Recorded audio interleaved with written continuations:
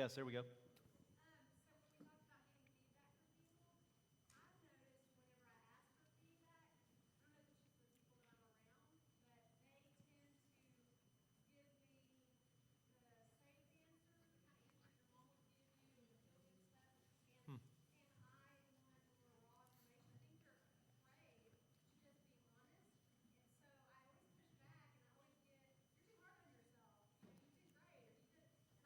So how do you get past that and let the, and make that safe where they can, or do I need to look for different people? Great question. So the question is, I want to repeat it so we all hear it. How do you get real feedback from people? Not the safe answers that they're just trying to not hurt your feelings. How do you get real feedback from people? I used to work at a nonprofit organization for 7 years, and this was a big part of the culture, and it was an annoying part of the culture. But I realized after I left how rare it was that you actually had people who would honestly help you improve, and there everybody was constantly giving each other feedback, and the question that you dreaded hearing because you didn't have to wait to solicit it was, hey, can I give you some feedback? And you're like, oh, good. Which basically means, hey, I want to criticize you. But it does grow you. I mean, I took that for granted. But I think now that I'm not in that system, it is a bit harder to find people that will tell you the honest truth about your shortcomings. So I think two things are true. One, you might need to find other people, because I find that many people are afraid of confrontation. I think most people tend to avoid conflict until it's unbearable. And telling somebody that they need to grow in some area is conflict.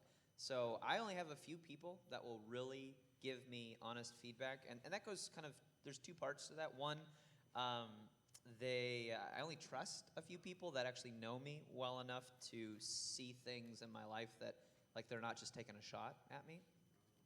And maybe that's like an issue that I got to work on. But you know, like, you're inviting somebody, you know, deeply into your life. If you're gonna do what they say, like, you want them to know you. And sometimes people just don't really know what's going on. And then, you know, there's only a handful of people in my life that are bold enough to, you know, actually respond. So I'd say it is important to find the right people. And I also think it's good to ask specific questions. So there's only, I think, a handful of people, you know, 10 out of 100 who are going to boldly tell you, you need to do this. I am one of those people, by the way. When you just ask a broad question like, you know, can I have some feedback? But a much easier, better question to ask is, hey, like, what's something that I'm doing right and something that I'm doing wrong? Or what's one way that I could help you with, you know, X better? Like, asking really specific questions. You're essentially asking for feedback. I don't know if you've experimented with this, but you're making it a little bit easier for them to just give you something specific about, you know, something that you're doing that'll help you grow. Is that helpful? And I want to get to another question, but also I didn't even realize you knew the keep, start, stop, the 2-2-2. In fact, Dennis and I have known each other for almost a year, right? First time we met was in the mastermind? No, first time we met really in person. Oh, right now, yeah, Was yesterday. it was yesterday. When he walked out of the airport. I'm trying to figure out where he's going here. Yeah, what do you want me to say? Yeah, What do you want me to say? What's the answer? First time we met was yesterday, but what I was going to say, all three of these guys, if I ask them that question, the one reason why they're here today is because sometimes they tell me what I don't want to hear, and they've been really helpful. Well, what I don't want to hear, what I think but because I ask them questions, they tell me things that are difficult to hear, and so finding people that can do that is really good. Hey, and then the exercise he said, the Yeah. 2-2-2 exercise, keep, start, stop is the way I say it.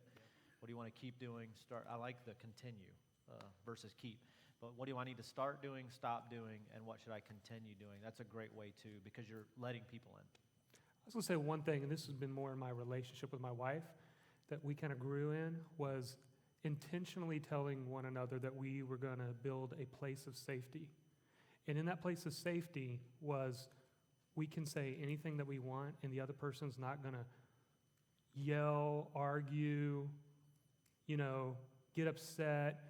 But we promised when we're in this place of safety that you can just be like that. And I know Dennis can be like that with me, and I can be that with him.